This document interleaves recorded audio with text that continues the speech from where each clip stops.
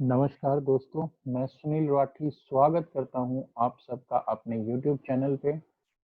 और आज की इस वीडियो में हम बहुत ही इम्पोर्टेंट कॉन्सेप्ट जिसको इम्पैक्ट कोस्ट के नाम से जाना जाता है उसको समझने वाले हैं। बेसिकली ये जो इम्पैक्ट कोस्ट है, इससे हम मार्केट की लिक्विडिटी को या एक पर्टिकुलर सिक्योरिटी की लिक्विडिटी को आइडेंटिफाई करने के लिए यूज करते हैं। तो सबसे पहले मैं आपको बता देता हूं कि ये इम्पैक्ट कॉस्ट होता क्या है। तो जैसे कि आप यहाँ पे ये पर्टिकुलर स्लाइड में देख सकते हैं कि इम्पैक्ट कॉस्ट का डेफिनेशन क्या है। तो impact cost represents the cost of executing a transaction in a given stock for a specific predefined order size at any given point in time. इसका मतलब एक पर्टिकुलर टाइम पे एक स्पेसिफिक प्रीडिफाइंड ऑर्डर साइज, मतलब order size can be anything. 100 shares का हो सकता है, 200 शेयर्स का हो सकता है, 500 शेयर्स का हो सकता है। तो उसके अकॉर्डिंग अलग अलग ऑर्डर साइज के अकॉर्डिंग ये जो इम्पैक्ट कॉस्ट है, ये उस ट्रांजैक्शन के एग्जीक्यूशन को रिप्रेजेंट करती है। इसको बेसिकली मैं इस तरीके से भी डिफाइन कर सकता हूं कि इम्पैक्ट कॉस्ट एक्चुअल में डिफरेंस है between the ideal price of a stock and actual execution average price of a trade. तो इम्पैक्ट कॉस्ट को प्रैक्टिकल या रियलिस्टिक मेजर के तौर पे देखा जा सकता है लिक्विडिटी का। इससे हमें पता चलता है कि मार्केट में या पर्टिकुलर सिक्योरिटी में लिक्विडिटी कितनी है। अगर मान लीजिए कोई स्टॉक में जो इम्पैक्ट कॉस्ट है वो मोर देन 1% है, तो उसको लेस लिक्विड सिक्योरिटी कंसीडर किया जाता है। एंड लेस देन 1% है तो वो पर्टिकुलर सिक्योरिटी को हाईली लिक्विड सिक्योरिटी कंसीडर किया जाता है। तो अभी एक एक्सेल एग्जाम्पल के जरिए हम इस इम्पैक्ट कॉस्ट को समझने की कोशिश करते हैं। और दोस्तों, अभी तक आपने अगर मेरा चैनल सब्सक्राइब नहीं किया है तो आप चैनल को सब्सक्राइब कर लीजिए, क्योंकि इस चैनल पे मैं बहुत ही informative videos on stock market and financial instruments post करते रहूंगा। तो आपको सारे अपकमिंग वीडियोस का अपडेट मिलता रहे, इसलिए आप चैनल को सब्सक्राइब करना और बेल आइकन को प्रेस करना ना भूलें। तो चलिए बने रहिए मेरे साथ एंड एक प्रैक्टिकल एग्जांपल के साथ हम इम्पैक्ट कॉस्ट को समझते हैं। अब जैसे कि हमें पता है एनएससी की जो ऑर्डर बुक होती है उसमें कैसे ऑर्डर लगे हुए होते हैं। ये बिड प्राइस का हो गया, ये ऑफर प्राइस साइड हो गया, एंड ये हो गया बिड क्वांटिटी, एंड ये हो गया आपका ऑफर क्वांटिटी। तो मान लो 230 रुपीज 5 पैसा। इसके बाद अगला ऑर्डर सीधा 231 में है, फिर 235 में है, फिर 238 में है, फिर 244 में है, ओके, एंड फिर 248 में। इसी तरीके से बाइंग साइड में 228 में, फिर 224 में, फिर 218 में, फिर 212 में, एंड फिर 211 या फिर 204। इस तरीके से ऑर्डर लगे हुए हैं सिस्टम में। यहाँ पे केवल 2 शेयर की क्वांटिटी है, फिर यहाँ पे 1 शेयर की, फिर यहाँ पे 3 शेयर की, यहाँ पे 2 शेयर की, यहाँ पे 500 शेयर की, एंड यहाँ पे 1000 शेयर की, ओके। एंड यहाँ पे फिर ऐसे ही है, 2 शेयर, 5 शेयर, 1 शेयर, 3 शेयर, यहाँ पे 5000 शेयर, एंड यहाँ पे 2000 शेयर।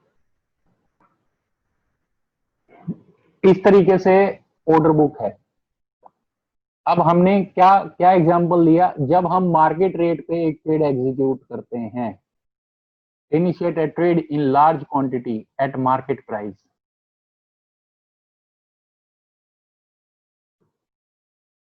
मार्केट प्राइस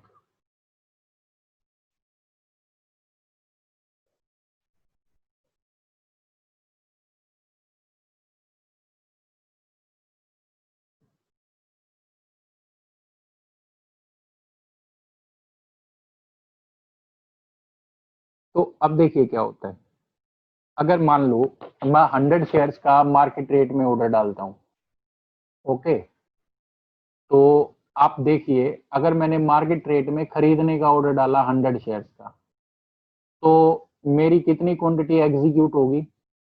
दो क्वांटिटी 230 रुपए 5 पैसे के भाव पे एग्जीक्यूट होगी, राइट। तो यहाँ पे दो क्वांटिटी एग्जीक्यूट हो जाएगी इस रेट पे, फिर एक क्वांटिटी इस रेट पे, एक क्वांटिटी इस रेट पे, एंड एक दो क्वांटिटी इस रेट पे। टोटल कितनी क्वांटिटी एग्जीक्यूट हुई? How much quantity is executed out of 100? 8। 8, right. Remaining 92 quantity किस रेट पे एग्जीक्यूट होगी? इस रेट पे। तो अब देखिए मेरी एक्चुअल ट्रांजेक्शन कॉस्ट कितने की आई? दो शेयर मैंने 230 रुपए 5 पैसे के भाव पे खरीदे, तो ये अलग अलग रेट पे मेरी एग्जीक्यूशन हुई है ट्रेड की। अब हम यहाँ पे देखें तो टोटल कितने रुपए का माल परचेज हुआ मेरा? 100 शेयर मैंने ट्रेड करे थे ना, एंड टोटल मेरी क्वांटिटी कितनी है? 100। तो इसकी जो मेरी बाइंग की एवरेज आई वो कितनी आई? Total value divided by quantity कर दूं, 243। एक्चुअल में मेरे को क्या लग रहा था, अगर मैं 100 शेयर परचेज करता हूं तो किस भाव पे मिल जाएंगे मेरे को? ये विंडो देख के आपको क्या लग रहा था? If you buy 100 shares then it will be costing you somewhere around 230। But मैंने बिना सोचे समझे, because I was not aware about the concept of impact cost, so what I did, I placed a market order to buy 100 shares, and when my order got executed it costed me around 243 rupees 20 paisa, right? इसी तरीके से let's suppose you decided to sell the share in the market price, and market price में मान लो भाई आपके order की quantity जो थी वो 100 की ही थी, तो पहले 2 शेयर्स आपके 230 के रेट पे बिकेंगे, 5 शेयर्स आपके बिकेंगे 228 के रेट पे, 1 शेयर आपका बिकेगा 224 पे, एंड 3 शेयर्स आपके बिकेंगे 218 पे। तो how much quantity got executed out of 100? 7, 8 और 3, 11। तो यानी कि 89 शेयर्स अभी आपके बचे हुए हैं, वो किस रेट पे एग्जीक्यूट होंगे? 212 के रेट पे एग्जीक्यूट होंगे। तो यहाँ पे फिर हम देखते हैं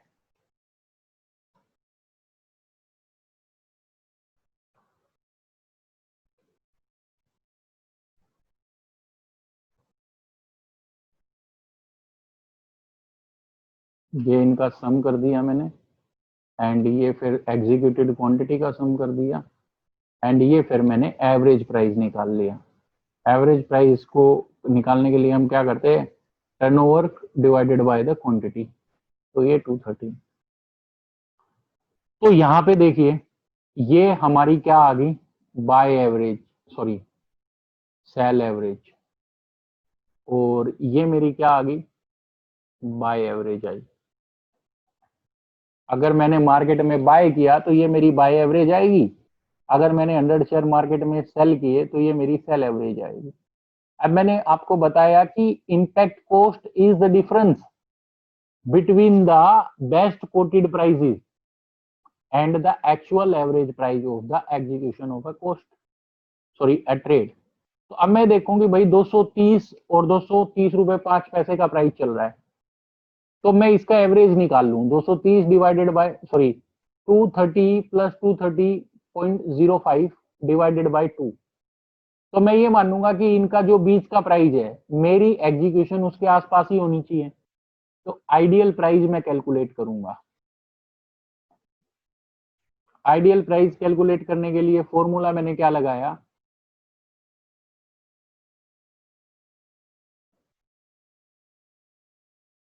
ये प्लस ये हो गया, क्लियर है? 460, सॉरी इसको डिवाइड बाई 2 कर देंगे हम, ये देखिए, तो ये आइडियल प्राइस है, ये आइडियल प्राइस है जिसके आसपास हमारा ट्रेड एग्जीक्यूट होना चाहिए। अब इस आइडियल प्राइस से कितने परसेंट एक्स्ट्रा कॉस्टिंग आई है हमारी, वो हमारा इम्पैक्ट कॉस्ट है। तो यहां पे हम करेंगे बाय इम्पैक्ट कॉस्ट कैलकुलेट करेंगे। इसके लिए हमने क्या किया, difference between the actual average price and the ideal price. तो यहाँ पे एवरेज प्राइस मेरा कितना है 243, आइडियल प्राइस कितना है ये है, okay, and divided by the ideal price.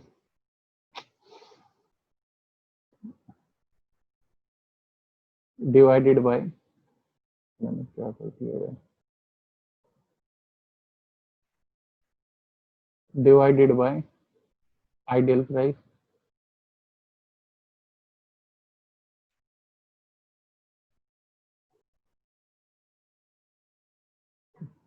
तो ये मेरी बाइक इम्पैक्ट कॉस्ट आ गई और ये मेरी सेल इम्पैक्ट। इसके लिए मैं क्या करूंगा, sale average minus ideal price divided by ideal price.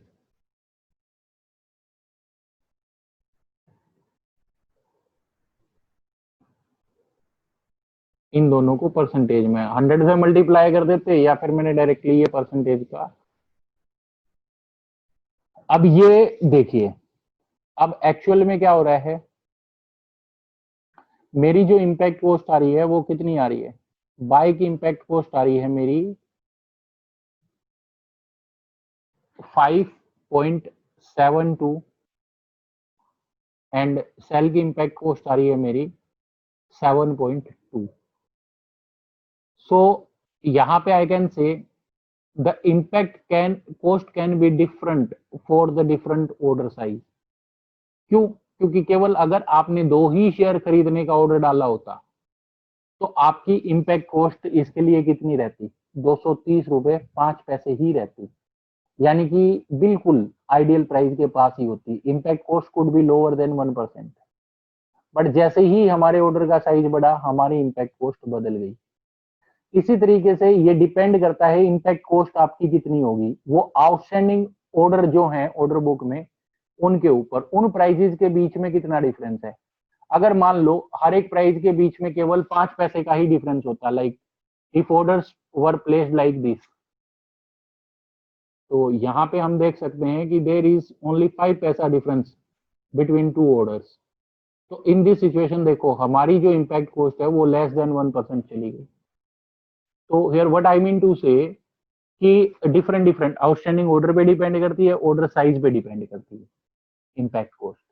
तो यहाँ पे हमारा कॉन्सेप्ट ये था, जब हम ग्रुपिंग की बात कर रहे थे एनएससी पे, तो ऐसे स्टॉक्स जिनकी इम्पैक्ट कॉस्ट लेस देन 1% है एंड स्टॉक्स जो पिछले 6 मंथ्स में 80% ऑफ द टाइम ट्रेड हुए हैं, दो stocks will be kept into group 1 and stocks which are having impact cost more than 2% but traded at least 80% of the time in past 6 months will be kept in group 2, right? तो ये था impact cost and I hope कि आपको impact cost समझने में काफी help मिली होगी।